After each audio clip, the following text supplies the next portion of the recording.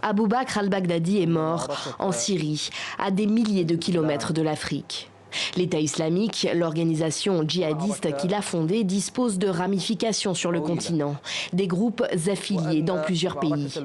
La disparition du chef de l'État islamique pourrait bien avoir un impact sur ces mouvements.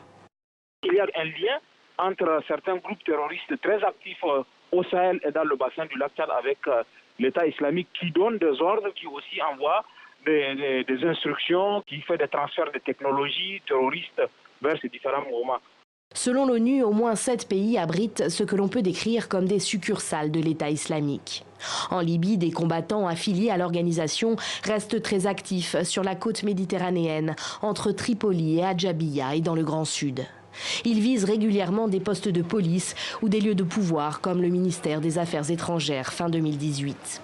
En Égypte, les forces de sécurité et la minorité copte sont souvent visées. Au Sahel, même si elle fait face à la concurrence d'autres groupes terroristes, l'organisation d'al-Baghdadi reste très influente, via notamment l'État islamique dans le Grand Sahara, actif au Niger et au Burkina Faso. Dans le bassin du lac Tchad, c'est une dissidence de Boko Haram, l'État islamique en Afrique de l'Ouest qui sévit. Pour tous ces groupes, rejoindre l'État islamique présente des avantages. L'allégeance a un côté marketing. Quand on dit que c'est l'État islamique, ça donne plus de visibilité à un groupe local. Et ensuite, quand on dit l'État islamique, il y a tous ceux qui se réclament du djihad international qui peuvent venir. C'est cette dimension aussi qui amène les groupes à se revendiquer.